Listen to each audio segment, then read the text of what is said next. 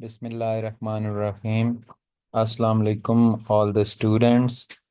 On the request of so many students, today we have changed our topic of pedagogy and we are going to discuss English. And in this topic and in this, we are going to study sentence, clause, and phrasal verbs. So let's begin. First of all, we will discuss what is a sentence. कि एक sentence क्या होता है? A sentence is a group of words. A sentence एक words का group होता है that expresses a complete thought, जिसमें एक complete thought होता है, मुकम्मल thought होता है and contains at least a subject and a predicate. उसमें एक subject होता है और एक predicate होता है. एग्जाम्पल आप देख सकते हैं नीचे. The cat sleeps on the mat. सबसे पहले आपको फिर एक दफ़ा मैं डिफाइन कर दूं कि एक जो सेंटेंस होता है वो ग्रुप ऑफ वर्ड्स होता है. ठीक है. और एक ऐसा ग्रुप ऑफ वर्ड्स जो एक्सप्रेस करता है एक मुकम्मल थॉट को. और सेंटेंस के अंदर दो चीज़ें होती हैं, वो आप छोड़ें, सब्जेक्ट वर्ब और ऑब्जेक्ट, उसको ना देखें. Subject and predicate. ठीक है. The subject and predicate. Subject and the predicate. The cat sleeps on the mat. So the cat is the subject. इसमें जो कैट है ये सब्जेक्ट है. स्लीप्स ऑन द मैट ये प्रेडिकेट है. ओके. एक सेंटेंस जो होता है वो दो चीज़ों पर बेस करता है, subject and the predicate. So इसमें द कैट सब्जेक्ट है और प्रेडिकेट जो है स्लीप्स ऑन द मैट. दूसरी एग्जांपल देखें. The children went outside to play. The children इसमें सब्जेक्ट है, वेंट आउटसाइड टू प्ले ये प्रेडिकेट है. और अगर आपसे कोई क्वेश्चन पूछा जाएगा, यानी इसमें से स्टेम बन सकते हैं के सेंटेंस की डेफिनेशन अक्सर पेपर में पूछ ली जाती है. तो आपको ये डेफिनेशन अच्छी तरह मेमोराइज करनी है, इससे एक स्टेम बन जाता है.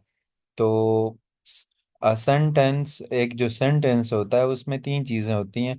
एक तो कंप्लीट थॉट होना चाहिए, ग्रुप ऑफ वर्ड्स होना चाहिए, और उसमें predicate and subject and predicate होना चाहिए. ये देखें, मैंने दो एग्जाम्पल से आपको समझाया कि सब्जेक्ट क्या है और प्रेडिकेट क्या है. Okay, moving to next. Types of sentence. के सेंटेंसेस की जो टाइप्स हैं वो कितनी होती हैं. पहले तो देखें डेक्लरेटिव सेंटेंसेस.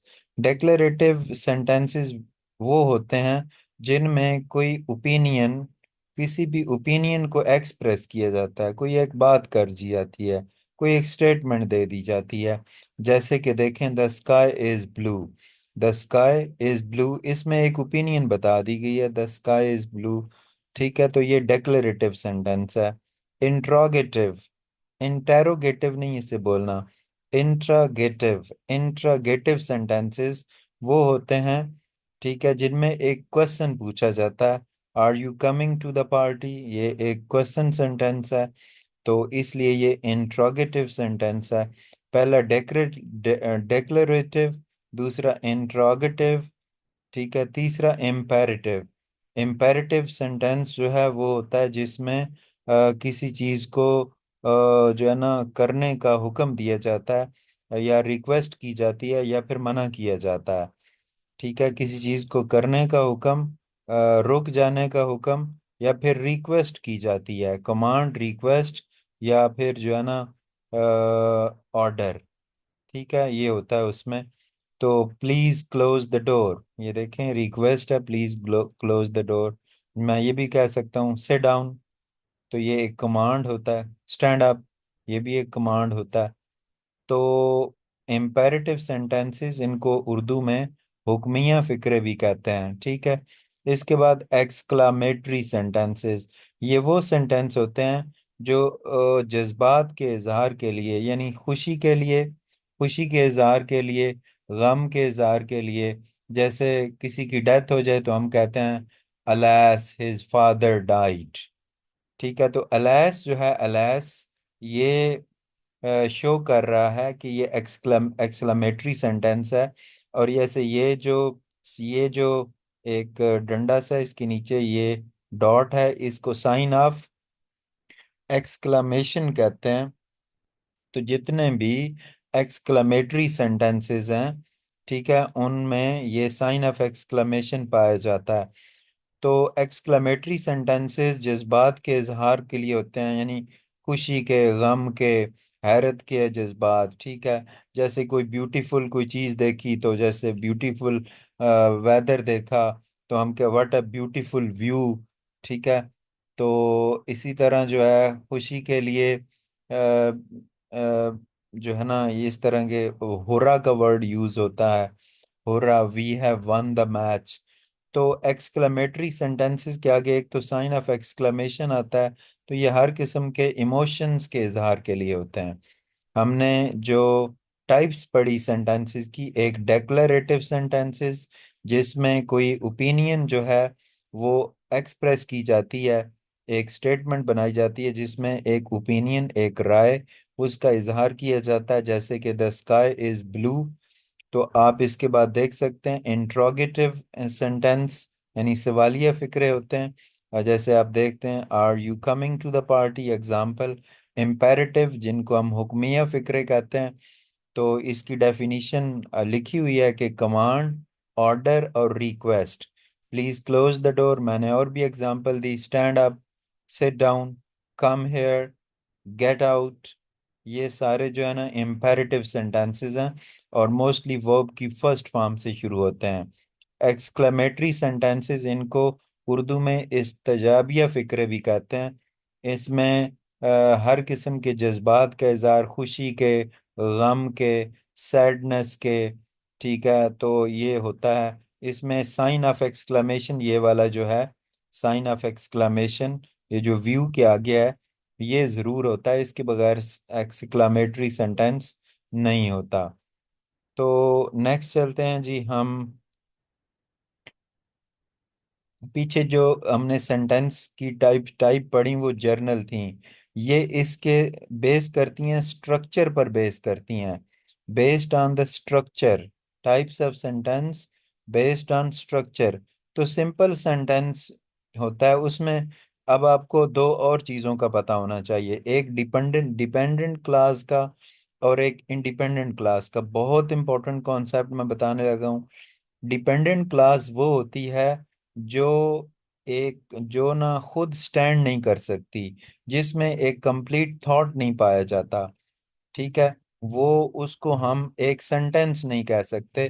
ठीक है, वो अकेला यानी स्टैंड नहीं कर सकती सेंटेंस में, क्योंकि उसमें कंप्लीट इंफॉर्मेशन नहीं होती। तो उसको डिपेंडेंट, यानी वो डिपेंड करती है किसी पर, उसको डिपेंडेंट कहते हैं। दूसरी क्लास जो होती है इंडिपेंडेंट क्लास होती है। इंडिपेंडेंट क्लास वो होती है जो खुद स्टैंड कर सकती है, क्योंकि उसमें कंप्लीट थॉट पाया जाता है। तो टाइप्स ऑफ सेंटेंस जो हैं, जो स्ट्रक्चर की बेस पे सेंटेंस की जो टाइप्स हैं, उनमें पहली जो है वो सिंपल सेंटेंस। पीछे जो हमने इसकी टाइप्स पढ़ी ना, वो जर्नल सेंटेंस सेंटेंस की टाइप्स हैं। अब हम इसके स्ट्रक्चर की बेस पे जो सेंटेंस की टाइप है वो पढ़ने लगे हैं। उनमें सिंपल सेंटेंस है जिसमें सिर्फ एक इंडिपेंडेंट क्लास होती है, यानी उससे सेंटेंस ये पूरा हो जाता है। जैसे आप देखें, she reads every day, he reads every day, ये कंप्लीट सेंटेंस है। तो ये इंडिपेंडेंट क्लास है, ये खुद स्टैंड कर सकती है, एक पूरा सेंटेंस बना सकती है। तो सिंपल सेंटेंस जो है, ये स्ट्रक्चर के हवाले से सेंटेंस की एक टाइप है। दूसरी कंपाउंड। कंपाउंड आपको पता है कि कंपाउंड में क्या करते हैं हम, देखें, टू कंटेन, यानी ये मिक्स होता है, मिक्सचर होता है, इसमें कंबाइन किया गया होता है two or more independent clauses को। दो क्लासेस भी हो सकती हैं और दो से ज्यादा। और कौन सी क्लासेस? इंडिपेंडेंट। इंडिपेंडेंट क्लास का मतलब होता है जो खुद एक खुद जो है ना अपने अंदर एक पूरा थॉट रखती है और खुद स्टैंड कर सकती है। अब और ये जो होता है ना, जो कंपाउंड सेंटेंस में दो जो इंडिपेंडेंट क्लासेस होती हैं या दो से ज्यादा, उनको हम जॉइन करने के लिए, मिलाने के लिए फॉर, एन, और, बट, और, येट और सो के वर्ड हम यूज करते हैं। अब जैसे कि ये वाला सेंटेंस आप देख सकते हैं, जो लिखा हुआ है, because because she because she likes to read because sorry she likes to read, ये इंडिपेंडेंट क्लास है। ठीक है। और दूसरी, शी एंजॉयज राइटिंग, ये भी इंडिपेंडेंट क्लास है। अब देखें दरमियान में एंड जो है ना, उससे इनको ज्वाइन किया गया है, मिलाया गया है। तो ये जो सेंटेंस है, शी लाइक्स टू रीड, एक सेंटेंस ये है, यानी इंडिपेंडेंट क्लास है। और दूसरी, शी एंजॉयज राइटिंग, ये भी एक इंडिपेंडेंट क्लास है। दो इंडिपेंडेंट क्लासेस को मिलाया गया है एंड से, तो ये एक कंपाउंड सेंटेंस है। आपके पेपर में ये वाला क्वेश्चन बहुत आता है कि इंडिपेंडेंट क्लास कौन सी होती है, या इसमें से इंडिपेंडेंट क्लास को चूज करें, डिपेंडेंट क्लास कौन सी होती है। अभी आप इसको आगे डिटेल में और पढ़ेंगे। अच्छा, इसके बाद जो तीसरी इसकी टाइप है, यानी स्ट्रक्चर के लिहाज से इसकी जो है ना चार टाइप्स हैं। तो इसकी जो तीसरी टाइप है वो कंपाउंड, पीछे आपने कंपाउंड पढ़ा ना, अब कंपाउंड कॉम्प्लेक्स सेंटेंसेस। ठीक है, पहला जो था ना, यानी स्ट्रक्चर के लिहाज से, वो इसकी जो टाइप थी वो सिंपल थी, जिसमें एक इंडिपेंडेंट क्लास, कंपाउंड में दो या दो से ज़्यादा, दो भी हो सकती हैं, दो से ज़्यादा भी हो सकती हैं, और इनको आपस में मिलाने के लिए हम फॉर, एंड, नॉर, बट, और, येट, सो इसका यूज़ करते हैं। तो कॉम्प्लेक्स सेंटेंसेस जो होते हैं, अ, इसके बारे में अब हमने बात करनी है, और इसके बाद हम कंपाउंड कॉम्प्लेक्स सेंटेंस की बात करेंगे। अब कॉम्प्लेक्स सेंटेंस डेफिनेशन देखें पहले। Contain one independent class and at least one dependent class. अब आपको डिपेंडेंट क्लास का भी पता चल जाएगा। अब देखें, अब इसमें दो क्लासेस हैं, because she likes to read. अब because she likes to read, अब ये डिपेंडेंट क्लास है, because she likes to read, क्योंकि वो पढ़ना पसंद करती है। ये सेंटेंस नहीं है कंप्लीट, ये कंप्लीट थॉट नहीं दे रहा। बिकॉज जब लग गया है तो ये कंप्लीट थॉट नहीं दे रहा।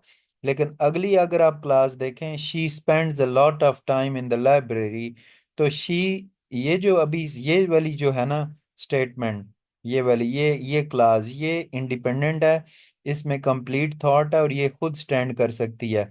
Because she like to read, ये खुद से स्टैंड नहीं कर सकती, इसलिए ये डिपेंडेंट क्लास है।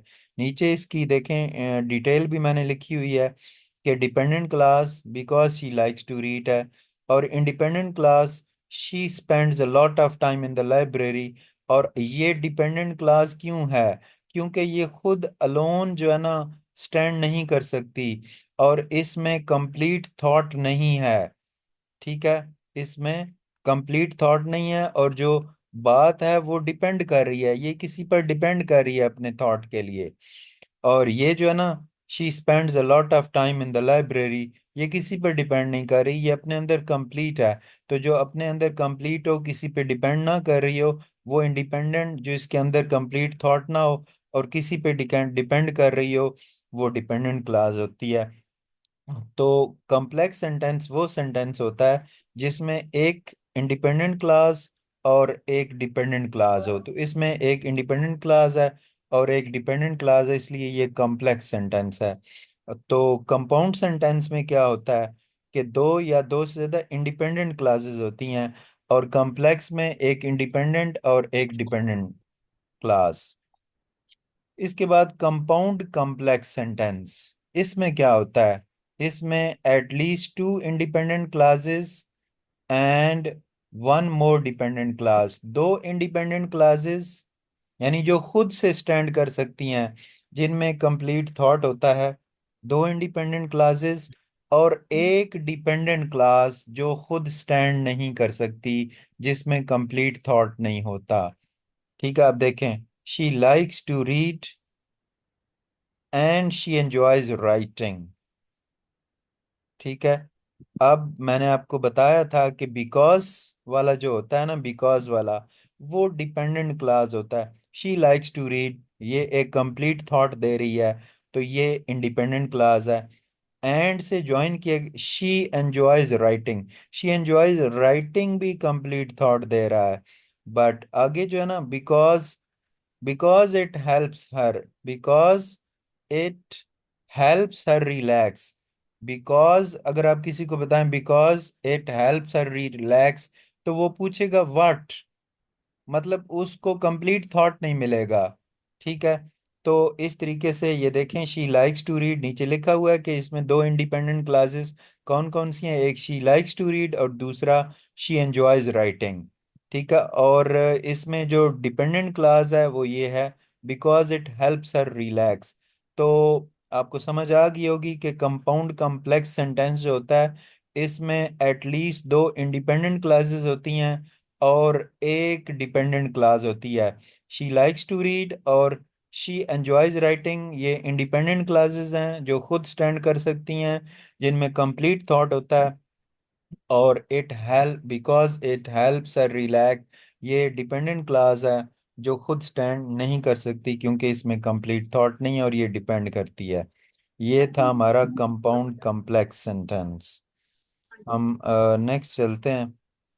तो नेक्स्ट फ्रेज, सॉरी एक हाँ हो गया। अब बोला ना तुम छोड़ने जा रहे थे ऐसे में, तो मेरे साथ तुम सारे चले गए हैं। ये फिर मुझे माइक को म्यूट करना पड़ेगा सबके। ओके, हो गया म्यूट। फ्रेज क्या होता है ये भी आपको पता होना चाहिए। अब आपने इसको समझना है। फ्रेज क्या होती है? फ्रेज भी एक ग्रुप ऑफ वर्ड्स होता है, जैसे सेंटेंस होता है ना, उसमें भी ग्रुप ऑफ वर्ड्स होता है। तो फ्रेज में भी ग्रुप ऑफ वर्ड्स होता है, ये तो दोनों की बात सेम हो गई। ठीक है, इसके बाद क्या होता है, that work together but do not form a complete sentence because they lack a subject और अ प्रेडिकेट। सेंटेंस में क्या होता है कि वो भी ग्रुप ऑफ वर्ड्स है, उसमें एक सब्जेक्ट और प्रेडिकेट होता है सेंटेंस में। जबकि फ्रेज भी ग्रुप ऑफ वर्ड्स होता है, लेकिन उसमें ना सब्जेक्ट होता है और ना प्रेडिकेट होता है। ठीक है, सब्जेक्ट भी नहीं होता और प्रेडिकेट भी नहीं होता। ठीक है, तो अब देखें, इसकी एग्जाम्पल नीचे दी हैं। The big brown dog, the big brown dog. ठीक है, अब इसके बाद ये इसकी द बिग ब्राउन डॉग, ये इसकी एग्जाम्पल है। ये ग्रुप ऑफ वर्ड्स है, लेकिन ना तो ये सब्जेक्ट है और ना प्रेडिकेट है।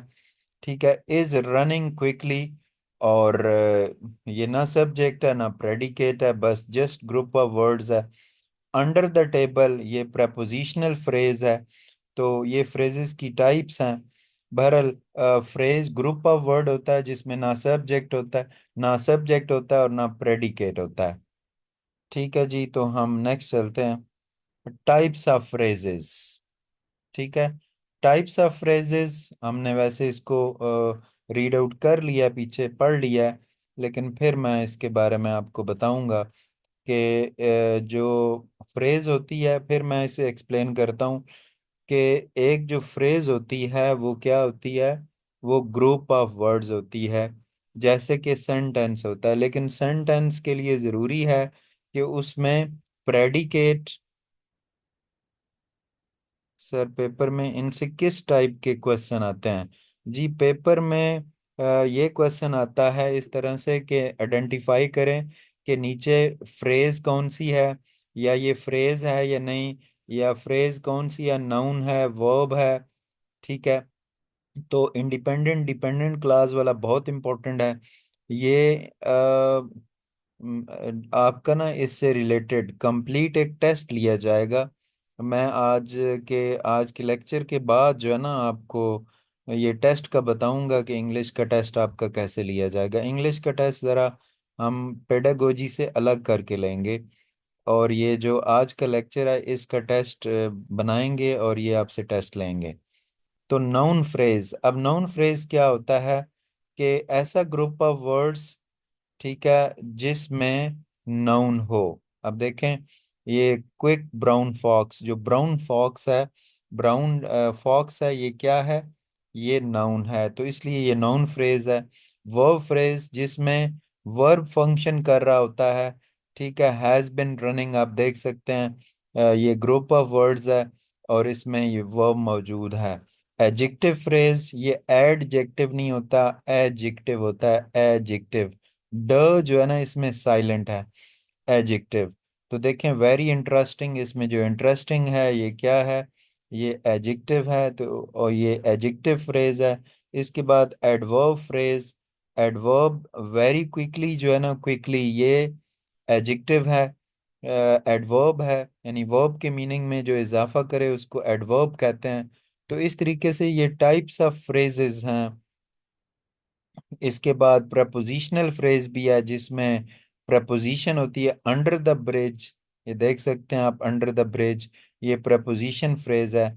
इन्फिनेटिव, अच्छा यहाँ पे मैं ये भी आपको बता दूं, most important question, most important question, इतना इम्पोर्टेंट कि आप इमेजिन भी नहीं कर सकते, ये मैंने लिखा नहीं है लेकिन ऑटोमेटिकली हमारे सामने आ गया कि व्हाट इज इन्फिनेटिव। इन्फिनेटिव क्या होता है? वर्ब की फर्स्ट फॉर्म से पहले जो टू हम लगाते हैं उसको इन्फिनेटिव टू कहते हैं। जैसे to go, to sleep, to come, to move, to sit, to enjoy. Okay, तो वर्ब की फर्स्ट फॉर्म से पहले जो टू आता है उसको हम इन्फिनेटिव टू कहते हैं।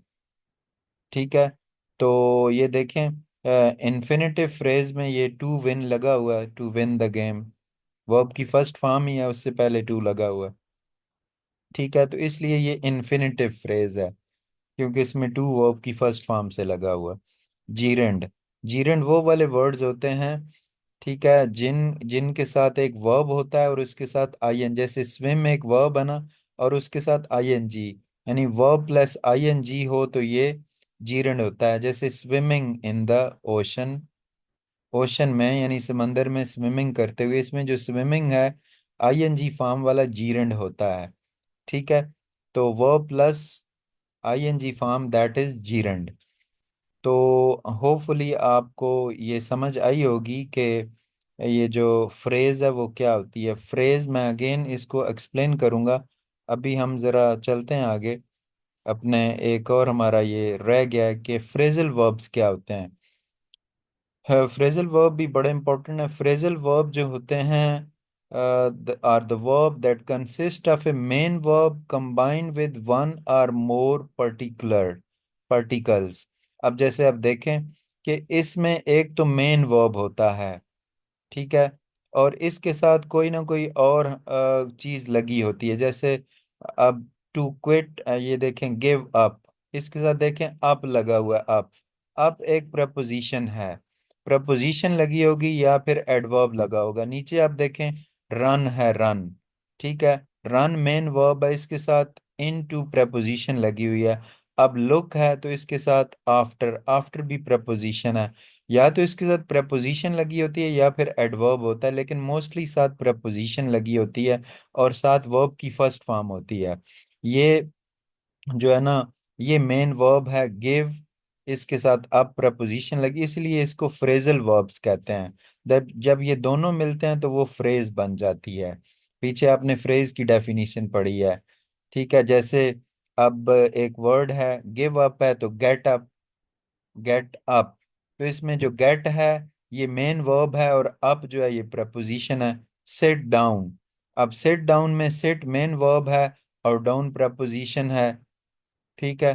तो लुक आफ्टर है, इसके अलावा कम आफ्टर भी है, ठीक है। गेट आउट, अब गेट जो है ना ये मेन वर्ब है, आउट प्रपोजिशन है।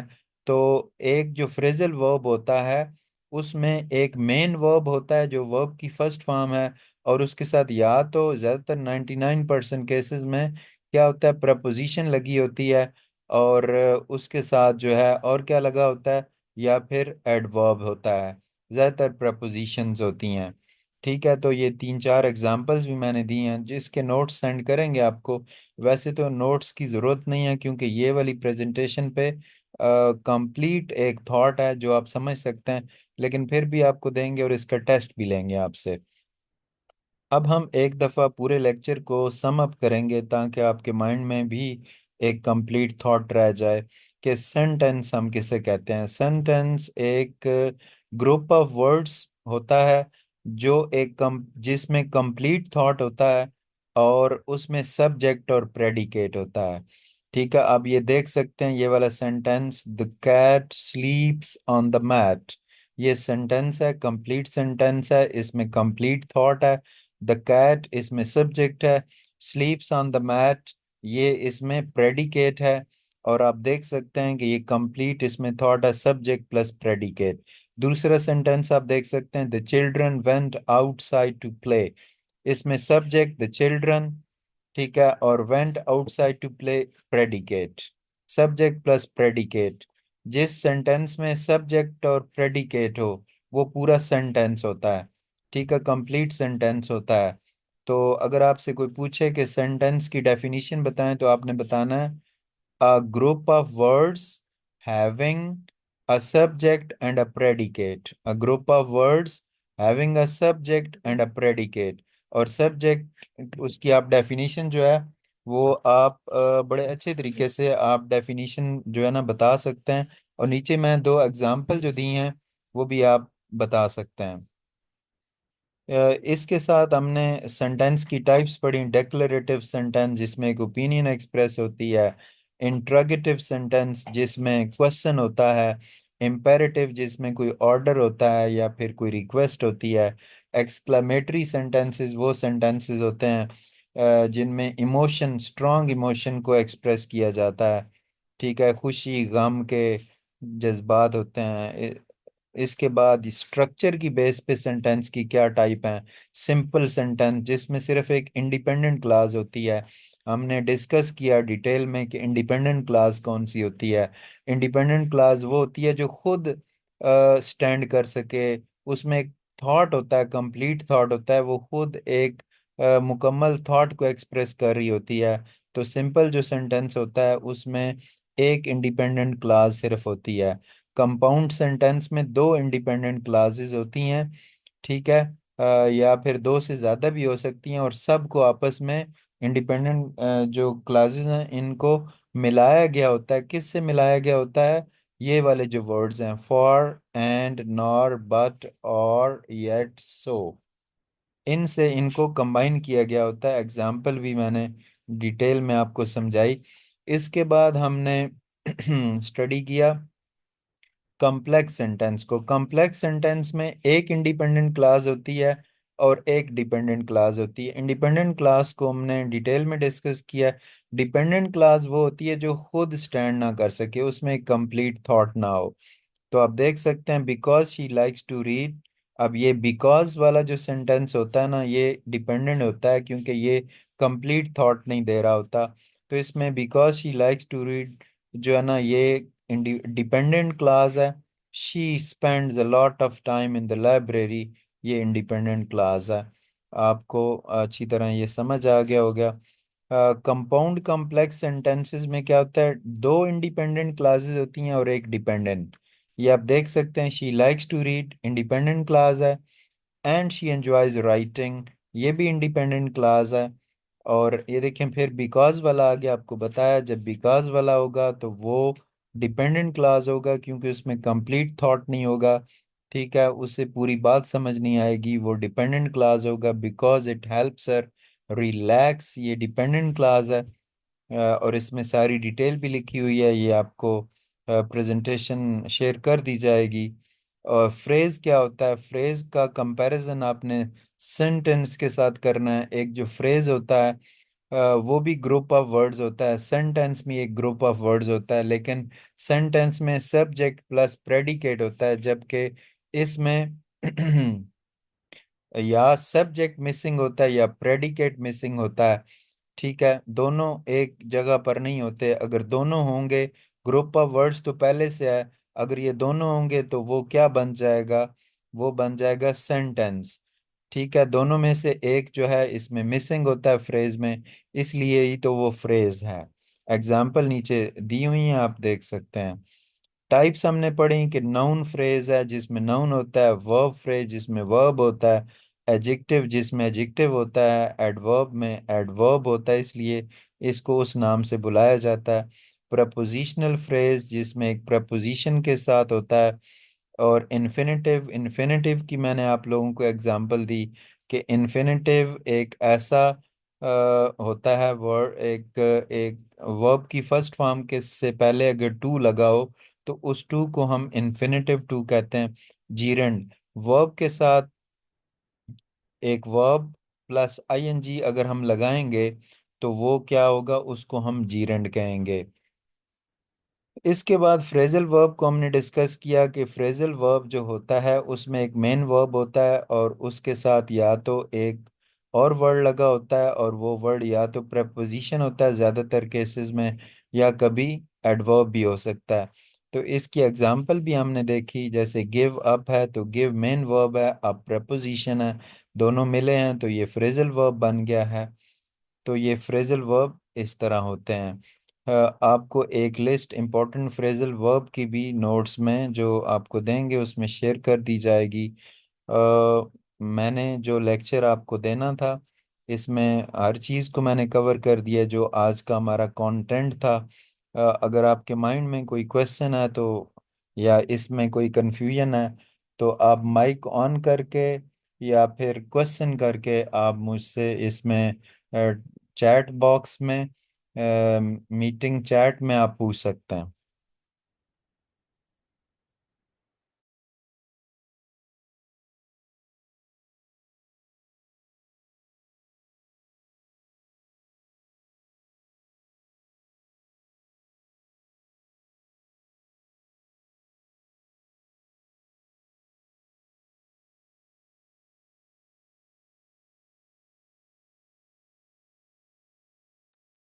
हाँ जी स्टूडेंट, हमारे पास 2.5 मिनट्स हैं सेशन को एंड होने में।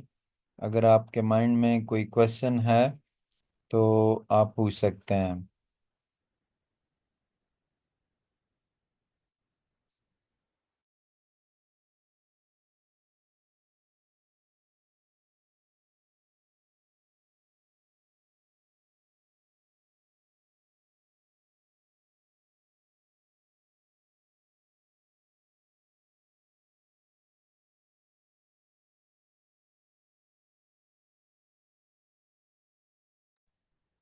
आई think everything is clear, you don't have to ask anything. कल हमारा पेडागोजी का लेक्चर होगा इंशाल्लाह। टिल दैट, अल्लाह हाफिज।